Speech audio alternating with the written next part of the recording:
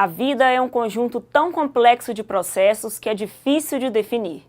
É muito mais do que um bater de um coração, do que uma molécula de ATP que se desprende, de um filetinho de eletricidade que corre dentro dos nossos nervos ou das nossas conexões neurais. O homem é o fruto de tudo que ele é. Ele é fruto de seus valores, de seus princípios. No Saúde em Dia de hoje, a gente conversa sobre cuidados paliativos, uma área da medicina que busca um novo olhar sobre os significados de vida e morte.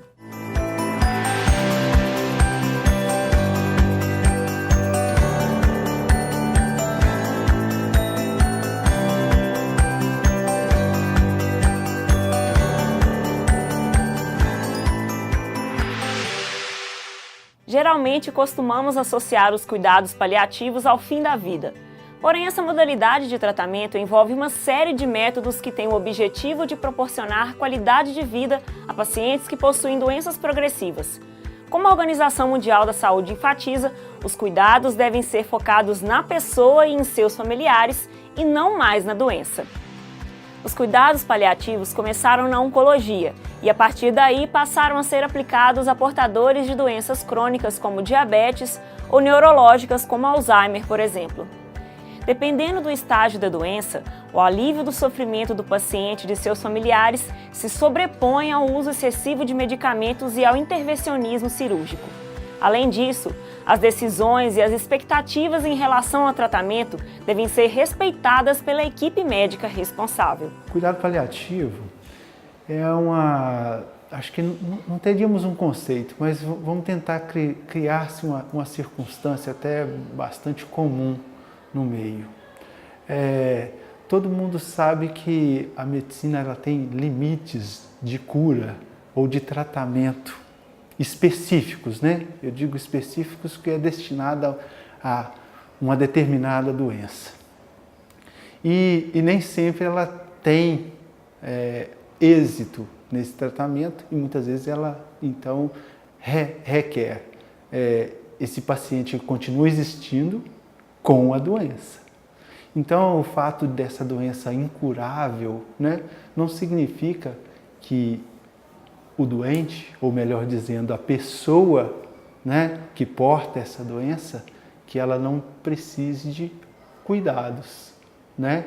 E cuidados em diversos níveis. Isso vai depender da condição em que essa pessoa se encontra, né?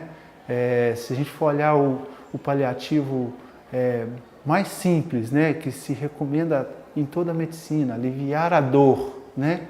Nem sempre essa dor é aliviada simplesmente dando medicamentos para a dor, né?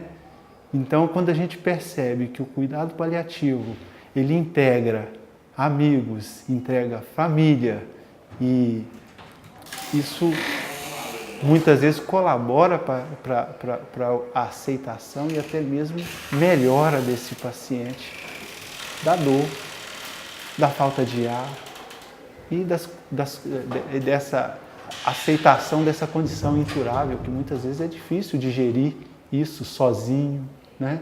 Ou com palavras duras, às vezes, que infelizmente o meio hospitalar ainda traz, não, o hospital não pode fazer mais nada por você.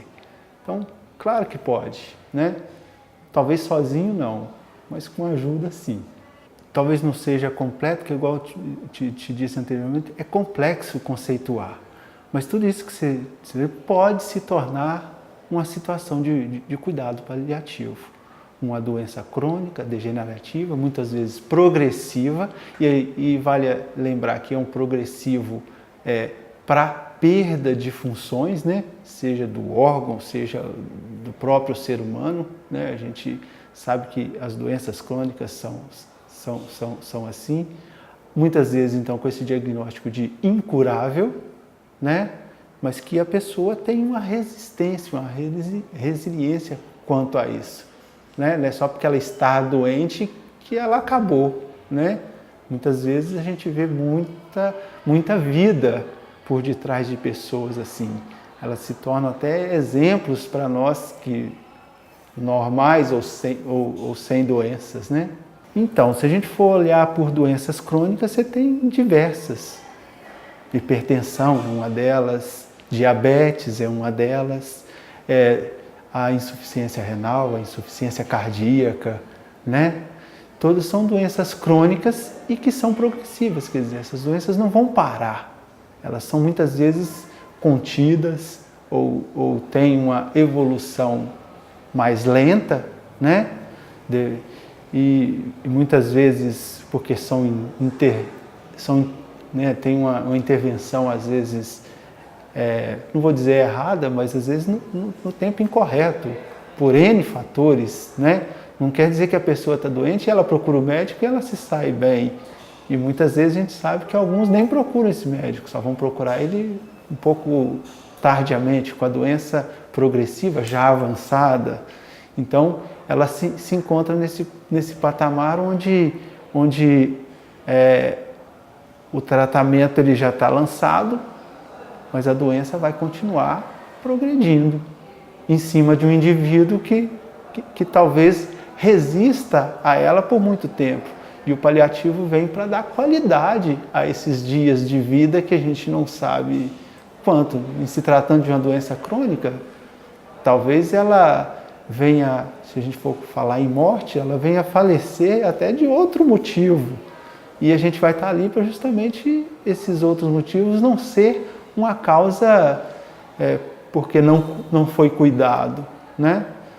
Não temos o tratamento específico para a doença, mas volto a dizer, temos tratamento para melhorar a qualidade de vida desse indivíduo que está portador. Em 2017, o Casu Hospital Irmã Denise inaugurou o serviço de Home Care. O atendimento domiciliar permite a continuidade de serviços de saúde em um ambiente extra-hospitalar. Esse tipo de atendimento pode ser oferecido tanto para pacientes que aguardam o retorno às suas atividades normais ou para quem necessita de cuidados paliativos. O Home Care, na verdade, é um serviço de saúde destinado a um cuidado à saúde da pessoa no ambiente fora do hospital, né? Basicamente, mais voltado principalmente àquele cuidado que você leva à saúde da pessoa em seu domicílio, né? Às vezes por comodidade do paciente, às vezes aquele paciente que não tem indicação de ficar internado por determinada patologia, mas necessita de um cuidado continuado, né? A gente pode oferecer isso, né? E a ideia surgiu através mesmo da necessidade dos pacientes para o serviço de Home Care, né? Que no caso a gente tem N serviços utilizados no Home Care. Por exemplo, internação domiciliar, aquele paciente que tem condição de ficar internado no seu domicílio, mas que necessita continuamente o médico estar indo lá, um enfermeiro, a gente oferece esse tipo de serviço, né? O Home Care através de tratamento de feridas, a gente tem um profissional especialista que cuida de feridas, né? Às vezes o paciente não quer vir até o hospital para fazer um curativo, fazer um debridamento da ferida, este profissional vai até lá com todos os equipamentos, todos os amparatos necessários para realizar o procedimento, realiza esse tratamento da ferida no ambiente domiciliar do paciente. Obviamente que existem casos que não tem como fazer fora do hospital, né? Mas esses casos passíveis de submeter o cuidado do Home Care, a gente tem todo o zelo, cuidado e tudo que é necessário para fazer e fazer bem feito, né? A gente tem também o Home Care de serviço de enfermagem, né? Atendimento de enfermagem, o Home Care cuidado por recém-nascido, aquela mãe, primeiro filho, às vezes não tem parente próximo, tem um certo receio de estar ali com a criança, a gente fornece o profissional capacitado, preparado para estar acompanhando nesses primeiros dias ou tempo que a mãe julgar necessário este acompanhamento, administrações de medicamentos a nível domiciliar, acompanhamento médico de uma forma geral, pediátrico, clínico geral, bem como também especialistas, né? Porque hoje nós temos uma gama de pacientes muito grande que às vezes tem a dificuldade de locomover, de vir até um hospital, essas coisas, né? Mas é um paciente que está apto a receber a visita de um profissional, por exemplo, um cardiologista, um nefrologista, um neurologista, que vá até a sua casa consultar ele em seu domicílio. O Home Care é esse serviço de saúde destinado à saúde do paciente, oferecido em seu domicílio, no conforto de sua casa, essas coisas, tudinho. E é muito importante que muitos pacientes até mesmo para melhor o prognóstico clínico dele favorável, essa ambientação dele no domicílio, isso favorece muito positivamente muitas das vezes, né?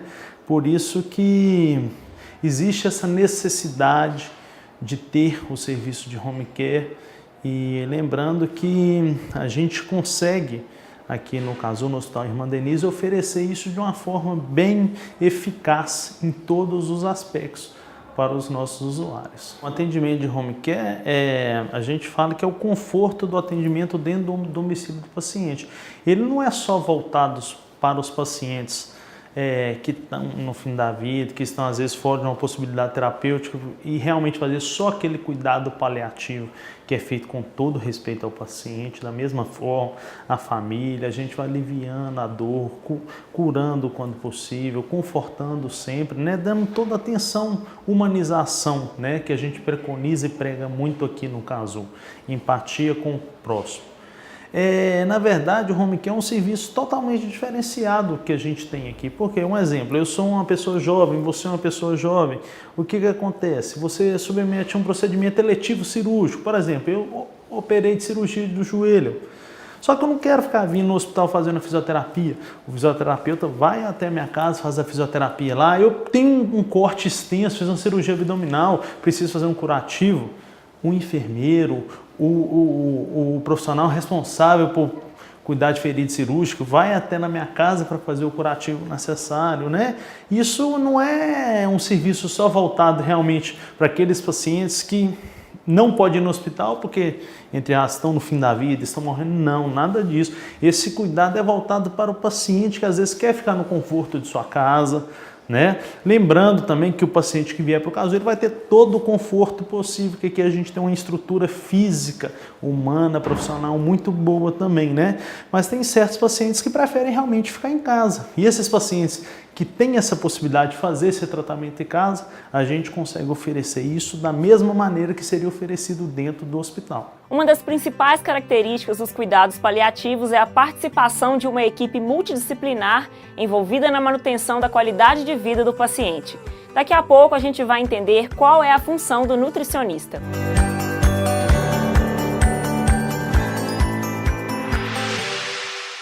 O Serviço de Atenção Domiciliar é um programa do Ministério da Saúde presente em muitos municípios do país. Em Caratinga, o SAD atua desde 2013 como parte da rede de atenção à saúde pública e oferece os benefícios dos cuidados paliativos à população local gratuitamente. Essa sigla SAD, né, SAD, nada mais é do que um serviço de assistência em domicílio. Não adianta a gente taxá-lo como assistência paliativa, né? Porque muitas vezes, apesar da gente cuidar de pessoas com doenças crônicas, terminais, essas pessoas muitas vezes não estão tão comprometidas fisicamente ou mentalmente com essas doenças, né? Mesmo se você for levar aí um caso de câncer, não é porque eu tenho um diagnóstico de câncer que eu estou imediatamente doente de câncer, né? Isso tudo é um processo. Então, uma doença crônica, muitas vezes ela pode agudizar ou ser agravada com outra doença. Eu sou diabético, tenho lá minhas deficiências e de repente vem uma pneumonia e piora tudo. Então o SAD também, às vezes, pega essas doenças agudas, trata como se viessem, e a nossa expectativa é de pegar essas pessoas ou já diagnosticadas com esse processo agudo, onde ela, por exemplo, vai passar 10 dias no hospital para tomar uma dose de antibiótico na veia. Então, quer dizer, a gente pode fazer esses 10 dias em casa e depois alta. Todo mundo volta à vida cotidiana sem maiores problemas. Então, o SAD está nessa condição. Ele é um leito de hospital, né? Vamos dizer assim, comparativamente, só que vai ser lá no conforto da casa da pessoa. Ou seja, nós vamos levar lá médicos, uma equipe de enfermagem, aquela equipe multifuncional à medida do que o paciente necessita, só que ela vai estar na caminha com as pessoas amigas, familiares, juntos, participando desse processo de cura, que é muito importante, e num meio muito mais saudável a ela, né? com talvez até com menor riscos de submetê-la a novas ou doenças oportunistas aí. Um médico assistente que encaminha para a gente. E a gente tem aí um mecanismo de encaminhamento já com esses critérios que a pessoa só vai preencher e a gente tenta avaliar o mais rápido possível. Se é uma proposta onde a gente consegue internar, a gente faz logo em seguida essa internação. A gente tenta fazer essa avaliação o mais rápido possível, pelo sim ou pelo não, mas para a gente não deixar pessoas que precisam esperando. Dentro do contexto de cuidados paliativos, a alimentação assume um papel que vai além de questões fisiológicas, assumindo um protagonismo psicológico e até emocional. Dependendo do diagnóstico, o paciente pode perder a capacidade de sentir o sabor dos alimentos ou de absorver os nutrientes de uma forma adequada, por exemplo. Nesse momento, a participação dos familiares e do nutricionista é decisiva para garantir que essas demandas sejam contornadas, proporcionando qualidade de vida ao paciente e enfatizando que, apesar das alterações impostas pela doença, é possível obter conforto e usufruir das situações de convivência social proporcionadas pela alimentação. Tratando-se dos cuidados paliativos, a primeira sinalização que a equipe multidisciplinar deve se destacar é a doença de base que o paciente se encontra. Então, a partir daí, nós iremos traçar qual tipo de intervenção que esse paciente terá ao longo prazo. Então, cada integrante da equipe multidisciplinar, seja o médico, o enfermeiro, o nutricionista, o fisioterapeuta ou até mesmo o psicólogo, ele tem as suas atribuições, que nós falamos, as habilidades e competências para assistir esse paciente atendendo às suas particularidades. Dentre o destaque, a doença de base qual ele encontra. Após isso, cada integrante monta um planejamento, uma rota para esse paciente para melhorar sinais e os sintomas desse paciente. Destaco aqui do pré-requisito nutricional. A partir do momento que eu conheço a doença de base do meu paciente, eu vou conhecer os sinais e os sintomas dele. Seguido as queixas que esse paciente relata para nós durante a abordagem nutricional. A partir daí eu vou verificar se a via de alimentação ela vai ser oral, se ela vai ser enteral, que esse tipo nós destacamos como tipo de terapia nutricional. A terapia nutricional é uma abordagem dentro da nutrição que trata o paciente, alimenta o paciente de acordo com a sua condição fisiológica. E essa condição fisiológica, nós temos que avaliar o trato gastrointestinal, seja ele superior e inferior. Se o meu paciente relatar que ele apresenta dificuldade de deglutir, que nós sinalizamos como uma disfagia, conhecida disfagia, eu tenho que começar a avaliar. Se ele sinalizar que ele é uma odinofagia, que é uma dor ao deglutir, eu tenho que estar também tendo uma atenção especial para esse paciente. Se ele relatar, tanto ele, tanto o acompanhante, descrever que esse paciente está engasgando com facilidade, eu já tenho que sinalizar que a via oral, até o presente momento, ela está impossibilitada. Ou seja, o paciente ele acaba com esses sintomatologias, o qual ele está apresentando, não ingerir nem 50% da via oral. Com isso, eu tenho que associar um tipo de terapia, que é a mais indicada, a terapia de nutrição enteral. Aí vem as competências de cada equipe para avaliação de qual tipo de terapia de nutrição enteral. um catéter nasoentérico, um catéter nasogástrico, uma ostomia. Isso aí é um co-auxílio da equipe médica para estar direcionando qual tipo de via. Após isso, nós nutricionistas temos habilidades e competências para a autoprescrição dessa dieta, selecionar o melhor alimento a ser introduzido nessa via digestiva, quando se tratando de uma terapia de nutrição enteral. Aí eu tenho que conhecer novamente os sinais e sintomas dessa doença de base. Se esse paciente é um diabético, que ele apresenta um Parkinson, que ele está com câncer, seja qual tipo, um câncer gástrico, enfim, eu tenho que estar sinalizando qual a melhor formulação para atender as necessidades energéticas desse paciente. Sinalizo aqui que dentre esses cuidados paliativos, nós temos que enfatizar que não é só o paciente em situação oncológica, nós temos outras doenças associadas a essa. Eu posso sim tratar da maior demanda de um paciente oncológico, porém ele tem uma comorbidade associada, ou um diabetes, então eu tenho que tratar os dois conjuntos.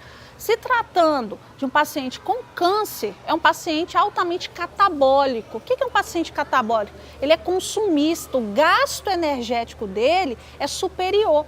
Então, o nutricionista ele tem que fazer uma prescrição atendendo esse fator injúria, que é o catabolismo do câncer e outras doenças associadas. Acaba-se que paciente oncológico ele venha se filiar a outras comorbidades. Então, eu tenho que fazer um eixo e fechar essa dieta desse paciente. Quem nos acompanha já conhece o Conexão Saúde, quadro que traz várias dicas e informações sobre o que anda circulando na internet. Vamos saber o que a Marina separou pra gente hoje. Você sabia que a palavra paliativo vem do termo palio, que quer dizer manto?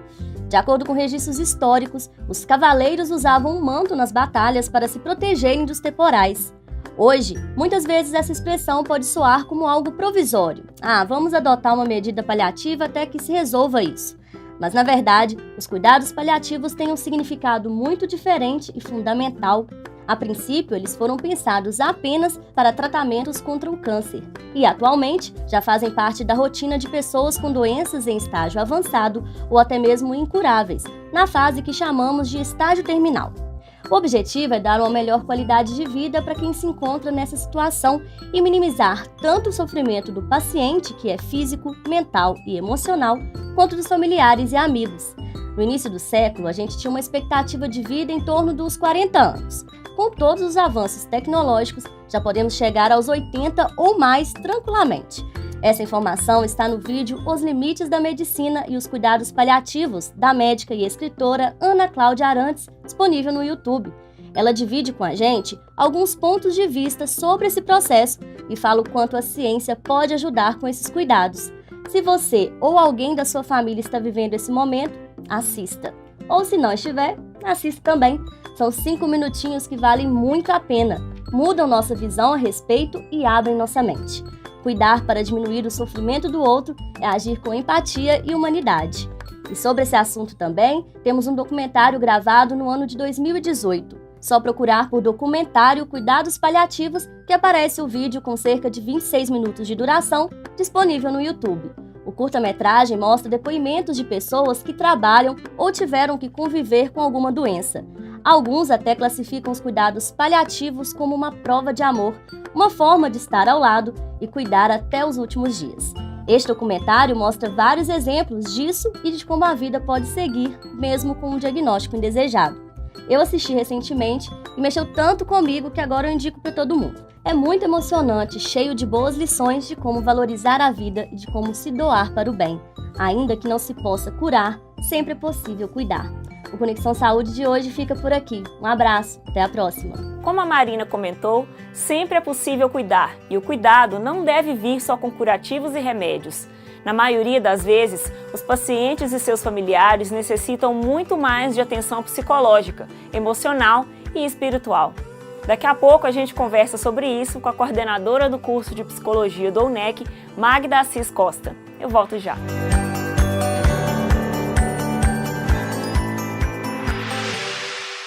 Todos Todos os dias a gente acorda, vai para o trabalho, conversa com os amigos, se alimenta, dá atenção para a família, aquelas atividades repetitivas que chamamos de viver. E muitas vezes não nos damos conta do que significa de fato o sentido de desfrutar momentos importantes da nossa existência. Só quando nos é apresentada uma perspectiva de finitude é que uma série de reflexões e questionamentos vem à tona. Por que o fim nos assusta? Quando falamos de cuidados paliativos, percebemos que tudo isso faz bastante sentido. Tanto o paciente quanto os familiares têm suas realidades completamente modificadas e é hora de ouvir e de acolher o sofrimento muito além da doença. Entender a função da psicologia dentro do paliativo é importante entender o significado do que é um cuidado paliativo, né? Na verdade, é acalmar, amenizar em um momento, situações que acontecem em um momento determinado.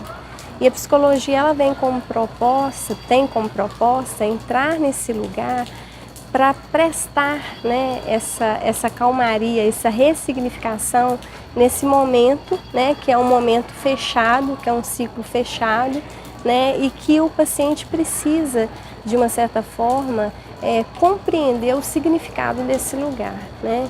Então nós acreditamos que é uma ciência, tanto quanto as outras, que tem um papel fundamental nesse momento, né? Denominado cuidados paliativos, porque a proposta ali é da qualidade de vida, mesmo dentro de um contexto chamado terminal, né? Nós costumamos dizer que é diante dessa questão aí da morte que o sujeito consegue ressignificar a própria vida. E nós observamos isso quando nós estamos em contato com o paciente, né? Diante desse ciclo que foi nomeado como ciclo terminal, né? O cuidado paliativo ele entra ali como estratégia de ressignificação, de amenizar uma angústia e, é claro, né, tratando dentro de contextos técnicos, científicos, né? Na psicologia nós temos todo um manejo, todo um preparo, né? Toda uma estratégia científica, técnica, para estar ali de frente com esse paciente, né? Mesmo sendo um contexto tão particular, né? Tão abstrato, né? Nós entramos ali com algo que é palpável, que é a ressignificação. E não nos assusta mais ouvir, né, de pacientes que esse momento, que é um momento que anuncia-se a morte, pode se tornar para ele um dos melhores momentos da vida dele, que é uma grande oportunidade dele ressignificar, juntamente com a família, uma história de vida. Então eu penso que a psicologia tem, dentre tantas outras funções, estar ao lado desse sujeito, desse paciente e dessa família, no sentido de compreender, né, todo esse processo de finitude, né, e proporcionar isso que é do paliativo, né, essa calmaria, essa ressignificação, esse refletir sobre esse momento chamado momento terminal. É algo assim complexo desde o início, né? Se nós formos pensar, nós não educamos os nossos filhos, as nossas crianças para a morte, né? Morte se torna um assunto que não deve ser dito, que não deve ser conversado, que não deve ser mostrado, né? Então nós crescemos sempre com a ideia de que é viver, né? E que bom que nós pensamos dessa forma, mas ao mesmo tempo a vida nos leva a esbarrar com esse fim que é certo, né? Até mesmo nós profissionais que trabalhamos, né? Eu falo pela psicologia, nós que trabalhamos com essa ciência, nós estamos ali clinicamente trabalhando para que o sujeito utilize de melhor forma a vida dele, né? Que ele se estabilize nas emoções para que ele tenha qualidade de vida. Quando nós vamos trabalhar com paciente terminal, nós temos também que recompor várias coisas em nós para pensar que eu estou ali usando a minha ciência para um fim, né? Literalmente. Então, assim, eu penso que passa pelo profissional que vai estar nesse lugar, né? Entender e compreender na sua particularidade sobre a morte, não só uma ciência chamada tanatologia, mas todo um contexto particular, né? Que passa pelo pessoal do profissional que está ali, né?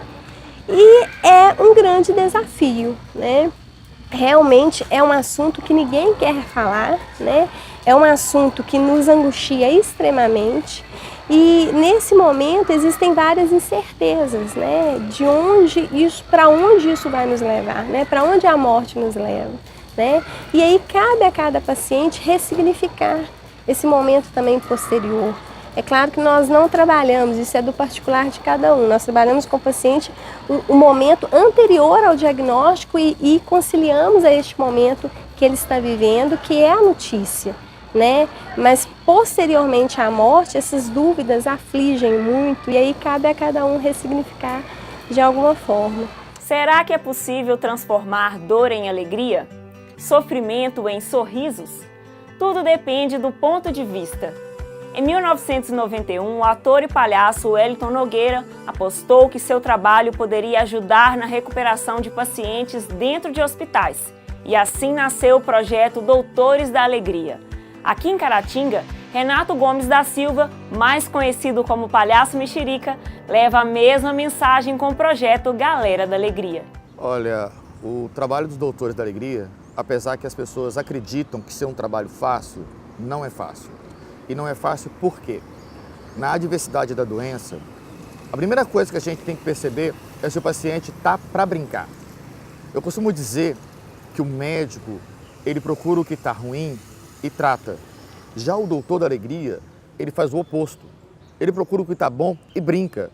Mas na adversidade da doença, talvez a pessoa não está para brincar. Não é? Então a gente tem que ter essa sensibilidade de ver que a pessoa não está para brincadeira.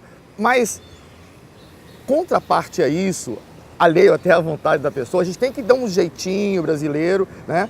E tentar fazer com que a pessoa brinque. Porque ela não está ali para brincar, não é um ambiente. Se você vai no circo, por exemplo, você já vai querendo rir, você já vai para brincar. Agora no hospital já é diferente. Mas quando chega um doutor da alegria, geralmente as pessoas reagem de maneira positiva. Se uma pessoa tiver um parente terminal, ou se o próprio parente, a pessoa sabe que é o final da história dela, a vida é só uma passagem, só uma passagem. E o que a gente leva da vida é a vida que a gente leva. Eu sempre imagino como seria o meu último dia de vida, se eu soubesse como seria o meu último dia de vida. Eu pedi para Deus, na boa vontade dele que ele tem com a gente, que o meu último dia seja o dia mais feliz da minha vida. Então o que eu falo para essas pessoas é que se é para sair, saia que nem uma diva, saia brincando. Não deixe aquela mensagem de ele saiu triste, ele estava arrasado. Não. Ele sabia que era o último dia de batalha, mas ele saiu com a cabeça erguida, com a bandeira na mão de uma vida bem vivida. E quem quiser participar dos Doutores da Alegria, é só entrar em contato com o meu Facebook, né? Renato Gomes da Silva. E se alguém quiser ajudar financeiramente também falando, é muito bem-vindo, né? Que nós não somos um grupo que cobramos, nós somos sem fins lucrativos, né? Então, qualquer chapéu que vocês vê correndo aí, uns bombons que a gente costuma vender, sabe? Dá aquela moral pra gente. E muito obrigado pela oportunidade. Não se esqueça que o Saúde em Dia conta com a sua participação nas nossas redes sociais. Se inscreva no nosso canal no YouTube e ative o sininho para receber as notificações. Segue a gente lá no Face e no Instagram também. Até semana que vem. Tchau!